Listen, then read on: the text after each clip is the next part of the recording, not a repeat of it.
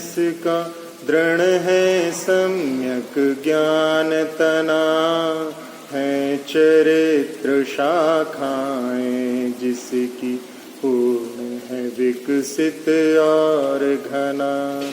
रहता है आकीर्ण हमेशा मुनिगण पंछी के द्वारा, उन आचार्य महातरुवर के चरण चढ़ाऊं थुति धारा। आज पर्व का तीसरा दिन। पहले दिन आपने प्रसन्न होना सीखा था क्षमा भाव के साथ में। दूसरे दिन मान के अभाव में मृदुता, विनम्रता, विनय को प्राप्त किया था। आज तीसरा दिन है। आज का धर्म है आर्जव धर्म। ऋजोर्भावम आर्जवम, ऋजुता, सरलता। ये धर्म कई लोग इसलिए भी अपना सकते हैं कि किसी के सामने प्रसन्न होकर के रह सकते हैं, किसी के प्रति विनय भी दिखा सकते हैं, लेकिन मन में कपट पाल सकते हैं। तीसरी कसाय, माया कसाय के अभाव में ऋजुता, सरलता प्रकट होती है।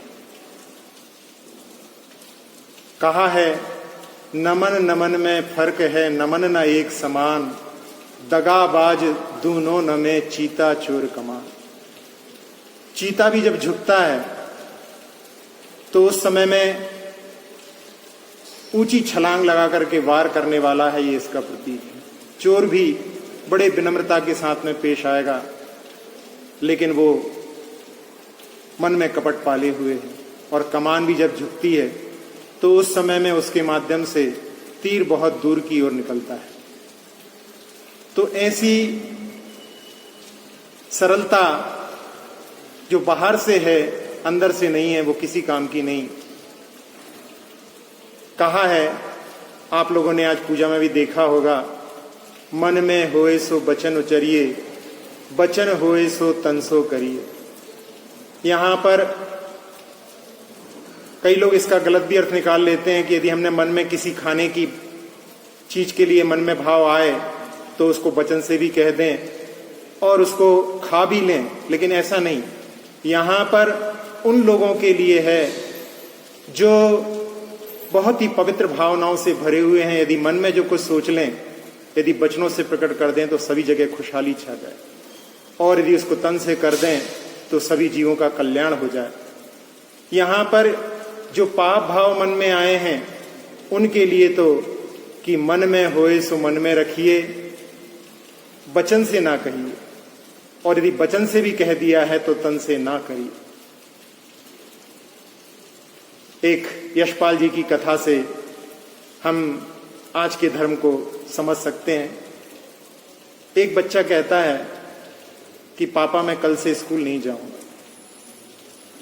पापा पूछते हैं क्यों? कि जो कुछ हम पढ़ते हैं वो हम करते नहीं हैं, और जो कुछ हम करते हैं वो पढ़ते नहीं। पिता पूछने लगा, ठीक ठीक बताओ, समझ में नहीं आ रहा। तो उसने कहा कि हम पढ़ते हैं कि सबसे प्रेम करो, लेकिन घर में देखते हैं कि आप और मां की अक्सर लड़ाई होती रहती है। हम पढ़ते हैं कि सदा सत्य बोलो, और जब मकान मालिक पैसे मांगने के लिए आता है उस समय में आप ही मुझसे कह देते हो कि जाकर कह दो कि पापा घर में नहीं है। और सभी जीवों पर करुणा रखो। और भैया ने एक गाय को, जिसने उनकी गाड़ी को गिरा दिया, उसको इतना पीटा। तो जो कुछ हम करते हैं वो पढ़ते नहीं हैं, और जो पढ़ते हैं वो करते नहीं हैं, इसलिए मैं कल से स्कूल नहीं जाऊंगा। आज के धर्म के बारे में आप लोग समझ गए होंगे कि जो कुछ हम कहते हैं वही हमारे जीवन में होना चाहिए, वही हमारा चिंतन होना चाहिए। इसीलिए कहा है मनसी एकम वचसी एकम कर्मणि एकम महात्मनाम। मनस्यन्यद वचस्यन्यद कर्मण्यद दुरात्मनाम। सामने सामने व्यक्ति कभी कभी बहुत अच्छी तरह से बातें करता है, किसी से मिलकर के कहता है आपसे मिलकर बड़ी खुशी हुई, और मन में सोचता है कहां से मनहूस मिल गया, अब 1 घंटा खा जाएगा।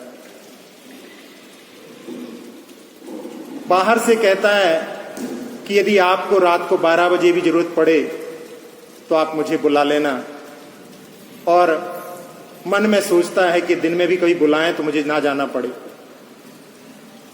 बाहर से कहता है कि मैं बहुत हिसाब के मामले में बिल्कुल बराबर हूं, किसी का भी धन कभी रखता नहीं, और अपने ही परिवार के कई लोगों का धन दबाए हुए बैठा हुआ है।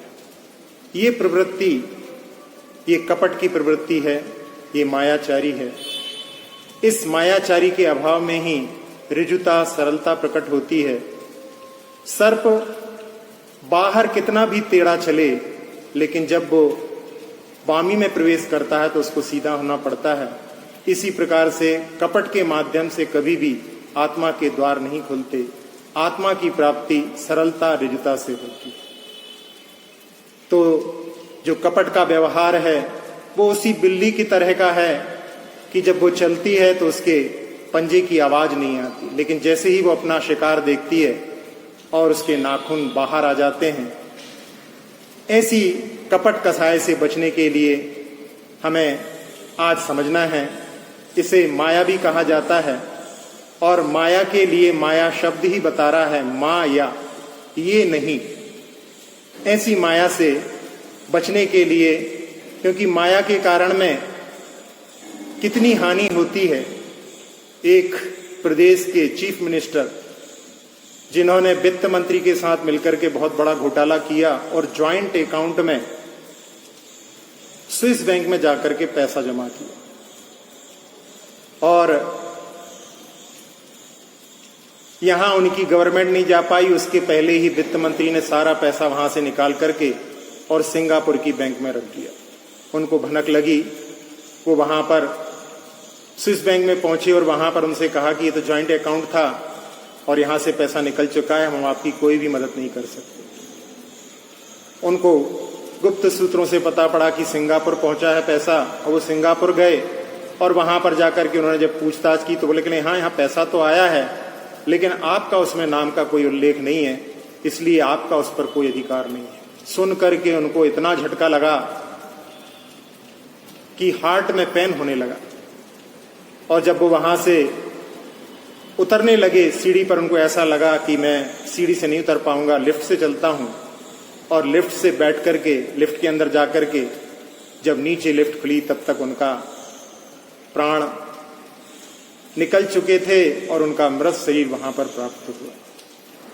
तो माया के माध्यम से कैसी कैसी हानियां होती हैं, ये हम इस उदाहरण के माध्यम से समझ सकते हैं। जीवन में माया बड़ी ही छाई हुई है। जीवन में उसको यदि हम प्रयोग करते हैं तो लोगों को ऐसी आनंद की अनुभूति होती है, क्योंकि उसके संस्कार अनादिकाल के पड़े हुए हैं। एक व्यक्ति बड़ा ही धनाढ्य था, दूसरे बच्चों के लिए लोन दिया करता था, और उसको जो है चोरी करने की आदत थी। किसी भी दुकान पर जाता, वहां पर सामान दिखाते दिखाते ये नहीं वो दिखाओ, जब तक वो निकालने जाता तब तक कोई उस वहां से सामान को उठा करके अपनी जेब में रख लेता। एक बार उसने एक कीरिंग चुराया, मुश्किल से 50 रुपए का कीरिंग था अपनी उंगली में। उसको घुमाते घुमाते वो सबको दिखा रहा। उसके मित्र भी ऐसे थे कुछ, वो बड़ी तारीफ करते थे कि अरे आज तो तुमने बहुत बड़ा काम किया। और उस समय वो तारीफ में ऐसा फूल जाता कि 50 रुपए की कीरिंग चुराने के बहाने वो 200 रुपए की पार्टी दे देता। तो ऐसी मायाचारी में आनंद की अनुभूति होती है। जब कभी गाड़ी से जा रहे हों और जहां पर आरटीओ की चेकिंग के पास से कोई रास्ता ऐसा मिल जाए कि हम पैसे देने से बच जाएं, तो आनंद की अनुभूति होने लगती है। कुछ लोग विदाउट टिकट चलते हैं ट्रेन में, और वहां पर वो निकल करके जब अपनी जगह पर पहुंच जाते हैं सुरक्षित, तो उनको लगता है कि हमने बहुत बड़ा काम कर लिया। लेकिन उसकी जगह पर जब तक गाड़ी में बैठे थे हर कोई व्यक्ति आ रहा है, उसको देख करके उनके वहां पर हृदय की धड़कन बढ़ जाती है। उन्होंने उससे ज्यादा, जितना का टिकट था उससे ज्यादा अपना खून जला लिया होगा, लेकिन इस माया के चक्कर में उनको आनंद की अनुभूति होती है। माया के कई भेद होते हैं, एक प्रशस्त माया होती है और एक अप्रशस्त माया होती है। प्रशस्त माया जिसमें दोनों का हित नहीं होता, जैसे घर में कोई बड़े बूढ़े आ जाते हैं तो उस समय में सारे लोग बिल्कुल शांत हो जाते हैं। आने पर ऐसा लगता है कि घर में यहाँ पर माहौल कुछ भी खराब नहीं था। यहाँ पर उनकी इज्जत करने के लिए बिल्कुल शांत बन जाते हैं, इसमें किसी का हित नहीं है। ये प्रशस्त माया के अंतर्गत कहा जा सकता है। एक बार एक पार्टी में एक जो कि बहुत बड़े धनाढ्य व्यक्ति की पार्टी थी, वहां पर कोई व्यक्ति जहां पर सोने चांदी की चम्मचें प्रयोग की गई थीं, उसने अपनी जेब में रख ली और जहां व्यवस्था करने वाले ने उसकी नजर उस पर पड़ गई, उसने सोचा कि यदि मैं जाकर के मालिक को कहूंगा तो यहाँ का माहौल बिगड़ सकता है, अकेले बुला करके भी यदि कुछ करूंगा तो बखेड़ा खड़ा हो सकता है, और यदि मैं नहीं बुलाता हूं तो इसका हर्जाना मुझे भी देना पड़ सकता है क्योंकि व्यवस्थापक मैं हूं। तो उसके मन में एक भाव आया। वहां पर एक ऑर्केस्ट्रा भी थी, मंच भी सजा हुआ था, और वो 2 चम्मचों को अपनी जेब में डाल करके उस मंच पर पहुंचा और जाकर के कहता है कि may I have your attention please ladies and gentleman, मैं आप लोगों के सामने एक जादू दिखाना चाहता हूं। और उसने वो 2 चम्मच निकाल करके कहा कि ये 2 चम्मच मैं अपनी जेब में डाल रहा हूं और आप लोगों के बीच में से किसी की जेब में ये चम्मच निकाल करके आपको दिखाऊंगा। Are you ready for this? Are you ready for this show? तो वहां पर सभी लोगों ने ताली बजा करके उसका उत्साहवर्धन किया और उसने थोड़ा इधर उधर घूम करके और उसके बाद में जाकर के जिस व्यक्ति को उसने देखा था उसी के पास पहुंच करके उसकी कोट की जेब में हाथ डाल करके वो चम्मच निकाल करके सब लोगों को दिखाई। सब लोगों ने ताली बजाई और सोचा कि ये तो इसने जादू दिखाया है, इसलिए इसमें इस व्यक्ति की कोई भी गलती नहीं होगी। इस प्रकार से ये प्रशस्त माया, एक बार चर्चिल के साथ में भी ऐसा ही हुआ था। वो किसी पार्टी में थे और वहां पर भी ऐसा ही घटना घटी थी कि उस व्यक्ति ने उस चम्मच को अपनी जेब में रख लिया था। चर्चिल की नजर उस पर पड़ गई। वैसे चर्चिल का उससे कोई संबंध नहीं था, लेकिन फिर भी उसको सिखाने के लिए उन्होंने भी एक चम्मच अपनी जेब में रखी और उसके पास ही जाकर के बैठ गए और धीरे से बोलते हैं, एक चम्मच और उठा करके अपनी जेब में रखते हुए कि अपनी चोरी पकड़ी गई है, अपने को किसी ने चम्मच चुराते हुए देख लिया है, भलाई इसी में है कि अपन अपनी चम्मच अपनी जेब से निकाल करके इस पर वापस रख दें। उस व्यक्ति को भी वहां पर वापस रखनी पड़ी, लेकिन इसमें उसके लिए सीख देने की बात थी, किसी का उसमें हित नहीं हुआ। ये प्रशस्त माया के अंतर्गत कहलाती है।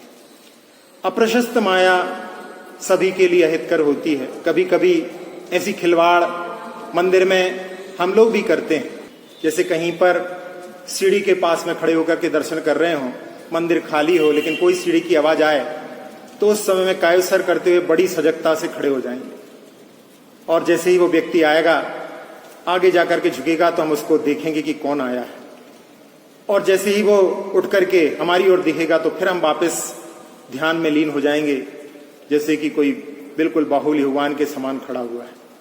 तो ऐसी माया धार्मिक क्षेत्र में भी जो होती है वो अहितकारी होती है, ये हम इसके माध्यम से समझ सकते हैं। अब माया के 3 भेद और भी होते हैं। कुछ लोग बाहर से कुटिल होते हैं लेकिन भीतर से सरल होते हैं। इसमें शिक्षक जो होते हैं वो अपने शिष्य को सीख देने के लिए कभी कभी कुटिल रूप भी धारण करते हैं। माँ भी कभी बच्चे को सीख देने के लिए चूल्हे में से लूहर निकाल करके उसके चेहरे पर रख देती है कि यदि तू नहीं सुधरेगा तो आज मैं तुझे जला दूंगी। उसके मन में बाहर से कुटिलता है लेकिन मन में सरलता है। ये एक प्रकार की माया है। दूसरी माया जो बाहर से सरल है लेकिन भीतर से कुटिल है, इसी का नाम वास्तव में माया है। और इसके उदाहरण के रूप में एक बार एक बड़े वकील हुए हैं चित्तरंजन दास जी। वो ट्रेन में सफर कर रहे थे फर्स्ट क्लास की बोगी में, और उस समय में एक महिला ने कि मैं चढ़ नहीं पाई और मुझे कोई जगह नहीं मिल रही है, आप अपनी जगह दे दें। और उस समय में उन्होंने उसको अपनी बोगी में चढ़ा लिया और चढ़ने के बाद में उसने वहां पर कहा कि आप अपने पास जो भी पैसा है मुझे दे दें, नहीं तो मैं अगले स्टेशन पर आपके ऊपर आरोप लगा दूंगी। उस समय में चित्तरंजन दास जी ने देखा कि ये तो सरल बनकर के लूटना हुआ, और उस समय में वो चूंकि वकील थे, उन्होंने उस समय में वहां पर इशारे से कहा कि मैं सुन नहीं सकता, बोल नहीं सकता, तुम जो कुछ चाहती हो उसको लिख करके दे दो। एक पेपर और एक पेन उसके सामने रख दिया और उसने वो सारी बात उसमें लिख दी। और जैसे ही उनके हाथ में वो कागज आया, उस समय में बोल करके कहने लगे, ना मैं गूंगा हूं ना बहरा हूं, लेकिन तुम्हारी ये चाल पकड़ने के लिए मुझे ये कार्य करना पड़ा। तो जो सरल बन करके लूटने का प्रयास कर रहे थे, वो एक प्रकार की माया है। कई कई बार बाहर से भी कुटिल होते हैं, अंदर से भी कुटिल होते हैं। ऐसे व्यक्ति जो मर करके भी दूसरों का हित करना चाहते हैं, वो अपना भव का जो है वर्धन करते हैं। ऐसी माया से सभी लोगों को बचना चाहिए। भगवती आराधना नाम का ग्रंथ है आचार्य शिवार्य का, जिसमें 2000 से ज्यादा गाथाएं हैं। उस ग्रंथ में माया के बारे में किस किस प्रकार की माया होती है, उसमें 5 भेदों की माया के उसमें बताए हैं। एक है निकृति, धन आदि ठगने में जो तत्पर रहते हैं वो निकृति नाम की माया कहलाती है। एक व्यक्ति ने खेत खरीदा, उसमें कुआं भी था, और जब वो कुएं पर पानी निकालने के लिए पहुंचा तो जिसने खेत बेचा था वो कहने लगा कि मैंने आपको खेत बेचा है, कुआं बेचा है, लेकिन पानी नहीं बेचा। वो व्यक्ति कहने लगा, भैया ऐसा भी कभी सौदा होता है? लेकिन वो कहने लगा, नहीं बिल्कुल, मैंने पानी नहीं बेचा है, आप यदि पानी लेंगे तो आपको पानी का भी चार्ज देना पड़ेगा। उस समय में वो व्यक्ति कहने लगा कि ये तो आप मुझे ठग रहे हैं। और उनके बीच में आवाज सुनकर के गांव के और लोग भी इकट्ठे हो गए और उसकी बातों को सुनकर के वहां पर सब लोगों ने समझाया कि ऐसा कभी सौदा नहीं होता, लेकिन वो अपनी बात पर अड़ा रहा। और उस समय में उस व्यक्ति के मन में आया कि भाई वो आप लोगों के सामने कह रहा है कि इसने पानी नहीं बेचा है, कुआं और जमीन बेची है, तो मैं कहता हूं कि मेरी जमीन मेरे कुएं में इसका पानी रखा हुआ है, इसको इसका किराया देना पड़ेगा। और मैं कहता हूं आज ही आप अपना यहां से पानी खाली करो, और साथ ही साथ में यदि इसकी एक भी बूंद मेरी धरती पर गिरी तो उसका भी हर्जाना तुमको देना पड़ेगा। सुन करके उसको समझ में आया कि अब चाल उल्टी पड़ गई है, और उस समय में वो वहां पर क्षमा मांगता है। तो ऐसी जो निकृति नाम की माया है, वो धन आदि ठगने में जो तत्पर रहते हैं, उनके लिए ये निकृति नाम की माया कही गई है। दूसरी माया उपधि नाम की होती है। धर्म की आड़ में चोरी आदि ठगने आदि की जो भावना होती है, वो उपधि नाम की माया कहलाती है। अकृत पुण्य के जीवन में मंदिर के उपकरणों को अपने व्यसनों के लिए उपयोग करने के लिए उसने ब्रह्मचारी का रूप बना करके जिस प्रकार का कार्य किया, वो उपधि नाम की माया के अंतर्गत आता है। एक बार एक दक्षिण में एक मणि नाम के एक प्रोफेसर थे, जो वहां पर किसी देवता के बड़े उपासक थे, और उनकी इस बात को जान करके कि ये इस देवता के उपासक हैं, एक व्यक्ति भगत का रूप बना करके और उनके पास में आया और उनके देवता का, इष्ट देवता का नाम लेकर के कहने लगा कि उन्होंने मुझे सपना दिया है कि यहां पर उनका मंदिर बनना चाहिए और इसके लिए आप इसमें सहयोग करेंगे। तो उन्होंने कहा कि भगत जी आप यहां पर रात में विश्राम करिए, कल आपसे बात होगी। दूसरे दिन जब बात होने लगी तो उन्होंने कहा कि भगत जी कल रात को हमको भी सपना आया था, और उसमें अपने इष्ट देवता ने ये बताया है कि यहाँ पर ये बरगद का पेड़ है, इससे 5 फीट दूरी पर आपको खुदाई करना है, वहां पर 10 फीट पर आपको धन संपत्ति मिलेगी, उससे आप मंदिर का निर्माण कर सकते हैं। तो उस व्यक्ति ने कहा कि यदि मैं खोदूंगा और यदि वहां पर धन संपत्ति नहीं मिली तो क्या करेंगे? तो उसने कहा कि यही शंका मेरे मन में भी आई थी, इसलिए मैंने उसी समय में उनसे पूछ लिया कि यदि वहां पर धन नहीं निकले तो क्या करना चाहिए। तो उस समय में उन्होंने कहा कि इन भगत जी को उस गड्ढे में गाड़ देना। जैसे ही भगत जी ने सुना और वो अपना लोटा सोटा लेकर के वहां से तो इसे धर्म के नाम पर जो मायाचारी करते हैं वो उपधि नाम की मायाचारी के अंतर्गत आती है। तीसरी होती है साती प्रयोग। साती प्रयोग किसी के धरोहर को हरण कर लेना। आप लोगों ने सत्य घोष की कथा तो सुनी ही होगी। इसी के साथ साथ में एक पिता की कि जिसके पास में बेटी ने अपने गहने रखे थे। घर में उसने देखा कि यहाँ पर खर्चा ज्यादा है, आमदनी कम है, तो उसने अपने पिता के पास में पैसे रख दिए, अपने आभूषण रख दिए, और जैसा उसने सोचा था थोड़े दिनों में घर में ऐसी स्थिति हो गई कि दिवाला निकल गया। उसने अपने पिता से कहा कि वो आभूषण मुझे लौटा दें। उस समय पिता ने कहा कि लॉकर में रखे हैं, मैं कुछ समय के बाद दूंगा। और जब उसने ला करके दिए, बेटी ज्वेलर्स के पास जाकर के पूछती है कि इसकी कितनी कीमत है, और उन्होंने चेक करके कहा ये तो सारे नकली हैं। पिता ने ही अपनी बेटी की धरोहर को हड़प कर लिया। जब रक्षक ही भक्षक बन जाए तो फिर और किसी की क्या बात हो सकती है। ये धरोहर को रखने वाली जो माया है वो साती प्रयोग के रूप में कही जाती है। एक बीरबल का भी उदाहरण आता है इसमें। एक बार एक व्यक्ति ने अपने किसी पहचान वाले के पास में 1000 मुद्राएं रखी, और जब वो लेने के लिए वहां गया तो उस व्यक्ति ने कह दिया कि मैं तुम्हें नहीं पहचानता, और तुम्हारे पास इतना पैसा कहां से हो सकता है, तुम तो कड़के हो, तुम निकलो यहां से। और उसने जाकर के बीरबल से कहा। बीरबल ने दोनों को मिला करके वहां पर कहा कि उस समय में कोई और भी वहां पर उपस्थित था जिसको गवाह बनाया जा सके। तो उसने कहा कि जहां पर मैंने इनको दिए थे 1000 मुद्राएं, वहां पर केवल एक पेड़ था, उसके अलावा और कुछ नहीं था। तो बीरबल ने कहा कि जाओ तुम उस पेड़ से कहो कि बादशाह ने बोला है कि तुमको गवाही देना है, वो जरूर आएगा। उस व्यक्ति ने कि इनका तरीका क्या है मालूम नहीं, वो चला गया। और जाने के बाद में थोड़ी देर बाद में बीरबल ने पूछा कि उसको कितना समय लगेगा। तो उस व्यक्ति ने कह दिया कि वो पेड़ तो बहुत दूर है, वहां का रास्ता बहुत पथरीला है, कांटे भी हैं, उसको बहुत समय लगेगा। बीरबल समझ गए मन में। थोड़ी देर बाद वो व्यक्ति आया और कहने लगा कि मैंने बहुत मिन्नत की, वो तो आने के लिए तैयार नहीं। बीरबल ने कहा तुमने जब उससे मिन्नत की थी वो आकर के मुझे कान में कह गया। तो व्यक्ति कहने लगा मैं तो आपके सामने बैठा हूं, अभी तो कोई नहीं आया है, यदि कोई आता तो मुझे पता पड़ता। तो बीरबल कहने लगे कि पहले ही मैंने समझ लिया था कि तुमने इसकी 1000 मुद्राओं को अपने पास दबाया है। यदि तुम ठीक तरीके से दे देते हो तो ठीक, नहीं तो तुम्हें जो है जेल में बंद होना पड़ेगा। उस व्यक्ति को समझ में आ गया कि ये जो यहां पर मैंने मायाचारी की है, यहां पर ये पकड़ ली गई है। तो इस प्रकार से ये धरोहर रखने की जो मायाचारी होती है, हड़पने की मायाचारी होती है, उसको साती प्रयोग कहते हैं। एक हास्य व्यंग भी आप इसमें सुन सकते हैं। एक बार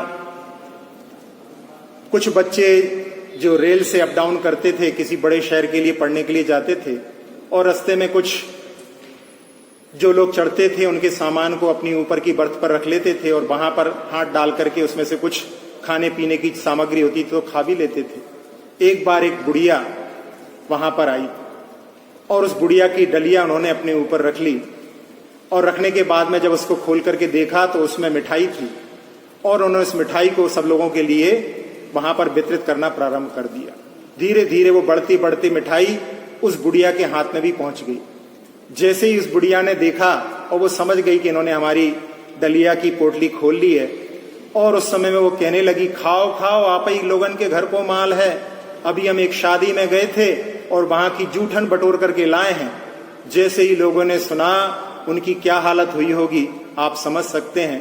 तो ये धरोहर को हरण करने की बात, जिसको कि साती प्रयोग कहते हैं, ये भी एक माया का जो है भेद है। इसके बाद में प्रणिधि नाम की माया, जिसमें मिलावट की जाती है, कम बेसी तोला जाता है, वो प्रणिधि नाम की माया कहलाती है। आचार्य जी इसमें एक सुनाते हैं छोटी बहू बड़ी बहू का उदाहरण, कि सेठ जब कोई सामान खरीदने आता था तो वो छोटी बहू से तराजू बांट मंगवाते थे, यानी छोटे छोटे बांटों के माध्यम से कम चीज दी जाए। और जब कोई सामान बेचने आता था तो बड़ी बहू से मंगवाते थे कि बड़े बड़े बांटों के माध्यम से ज्यादा सामग्री ली जा सके। ये माया प्रणधि के रूप में जानी जाती है।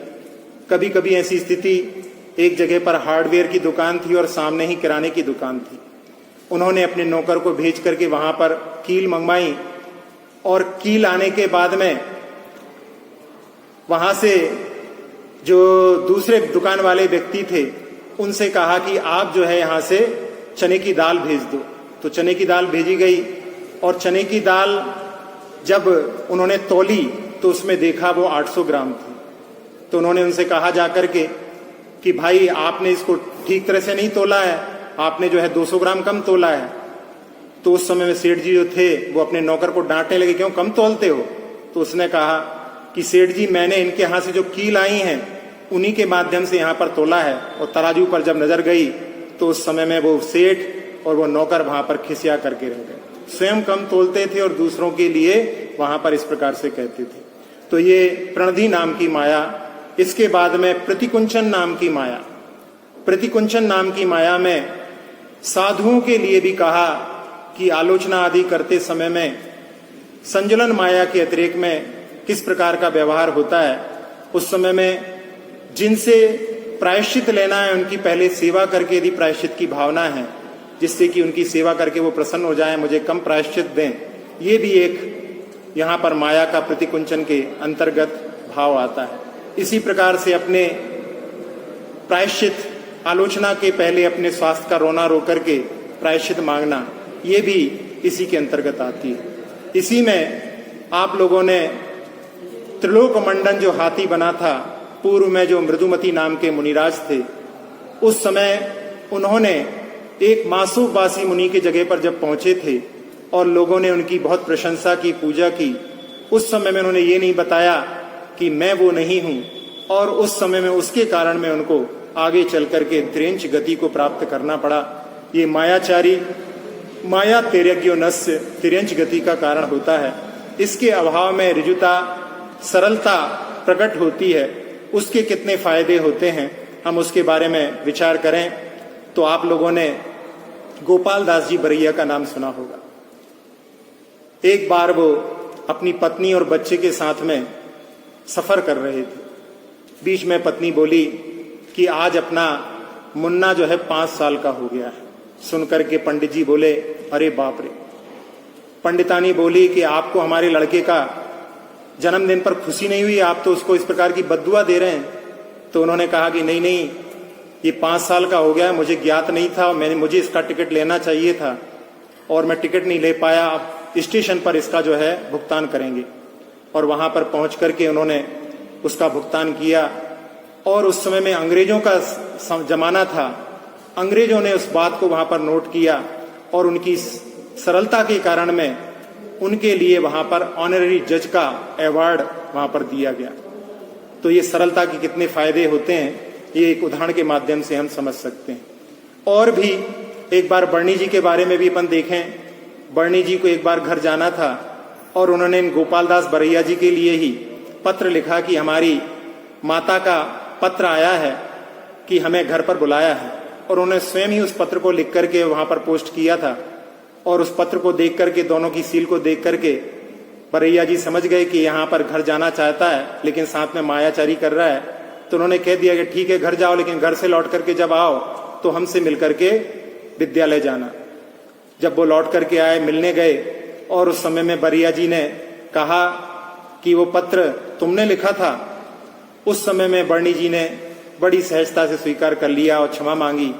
तो उनकी सहजता, सरलता को देख करके बरैया जी बड़े प्रसन्न हुए और उनके लिए और अच्छी व्यवस्था वहां पर रहने की कर दी। तो सरलता के कितने लाभ होते हैं ये इसके माध्यम से भी हम समझ सकते हैं। मायाचारी से बड़ी हानि होती है, सरलता से बड़े लाभ होते हैं। एक बार एक व्यक्ति के लिए एक पैकेट मिला, उसमें 17,000 रुपए थे और उसको देख करके उसने सोचा किसी का गिर गया है। अपने घर लेकर के गया। पत्नी ने कहा कि अपने पास में खाने की कोई कमी नहीं है, अपन इसको रख करके क्यों पाप कमाए। तो उसने जाकर के थाने में, वहां पर जो थानेदार था उसके सामने उस बात को रखा। थानेदार उसकी सरलता को देख करके बड़ा प्रसन्न हुआ, निष्प्रहता को देख करके। और उस समय में ही जिस सेठ का वो गिरा हुआ था वो सेठ भी वहां पर पहुंचा और उस सेठ ने देख करके कह दिया कि हाँ यही मेरा है। तो उन्होंने पूछा कि इसमें कितने रुपए हैं। उसने सोचा कि यदि मैंने सही बता दिया तो मुझे कुछ अवार्ड देना पड़ेगा, इनके लिए 1,000 रुपए खर्च हो जाएंगे, इसलिए उसने बता दिया कि इसमें 18,000 रुपए थे। उस व्यक्ति ने फिर उससे पूछा जो लेकर के आया था कि तुमने इसमें से कुछ निकाला तो नहीं है। उसने कहा कि मुझे निकालना होता तो मैं पूरा भी रख सकता था, लेकिन मैंने इसको 1 पैसा भी इसका छुआ नहीं है। तो उसको देख करके थानेदार ने समझा कि ये सेठ ही झूठ बोल रहा है, और उस समय सेठ से कहा कि सेठ, आपका पैकेट जब 18,000 बार मिलेगा तब हम आपके लिए बुलाएंगे, आप अपना पता दे करके जाइए। और उस व्यक्ति को जिसको मिला था उससे कहा कि जब तक कोई लेने के लिए नहीं आता है तब तक आप इसको अपने पास रखें, और यदि नहीं आता है तो ये आपका ही है, क्योंकि आपने चोरी नहीं की है, इसलिए इस पर आपका ही हक बनता है। तो यहाँ थोड़ी सी मायाचारी के कारण कैसे उसका हानि हो गई है हम इसके माध्यम से समझ सकते हैं। मायाचारी, दगा, छल, ये सभी जीव के लिए बड़े दुखदाई हैं, ये हमने समझ लिया है। भले ही हम किसी के साथ छल करें, लेकिन छाले तो अपनी आत्मा पर ही पड़ते हैं।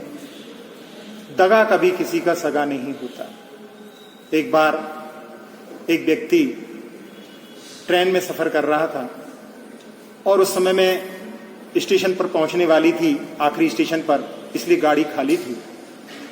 तो उस व्यक्ति ने वहां पर खाली बोगी में देखा कि मैं अकेला हूं, लेकिन उसी बीच में एक स्टेशन पर 8-10 लड़के चढ़ गए, और उसमें एक लड़के ने कहा कि मेरी बचपन से ख्वाहिश है कि मैं कभी ट्रेन की चेन खींचूं, और आज अच्छा मौका है, तो आज मेरी खींचने की इच्छा हो रही है, तुम लोग यदि साथ दो तो आज मैं ट्रेन में चेन खींच करके ट्रेन को रुकवाऊं।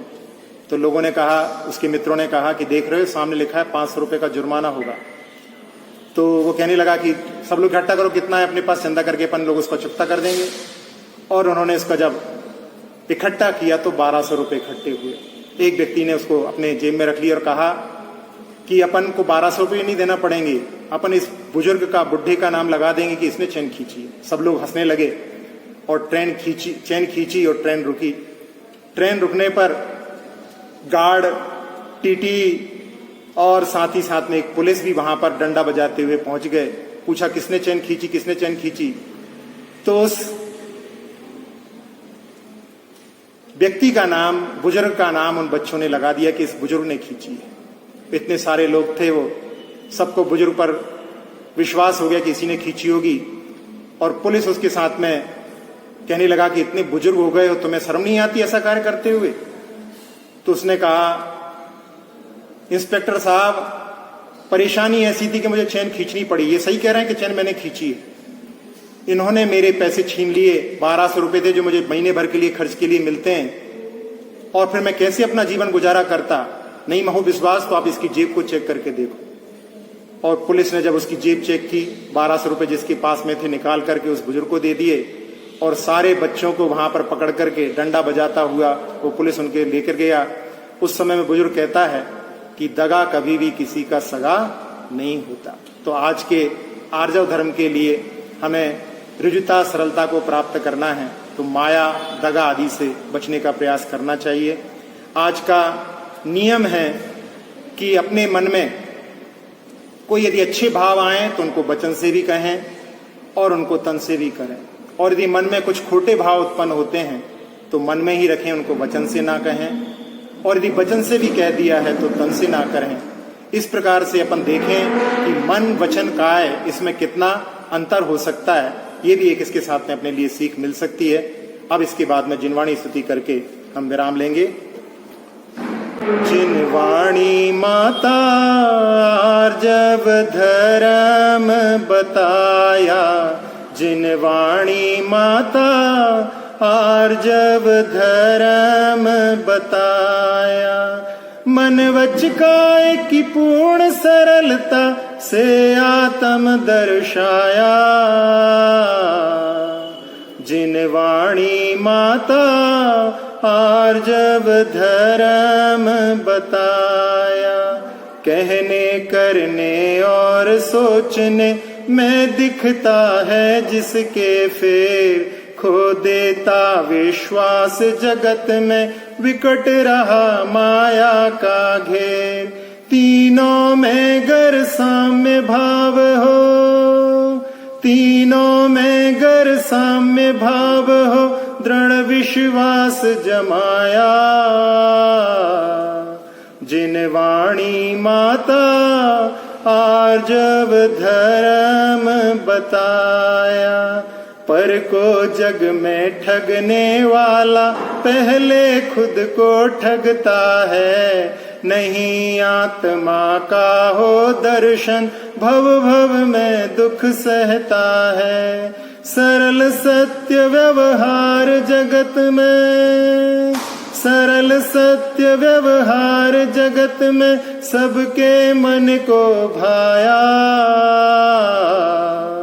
जिन वाणी माता आर्जव धर्म बताया। माया ठगनी की ये माया सारे जग को दिखलाए।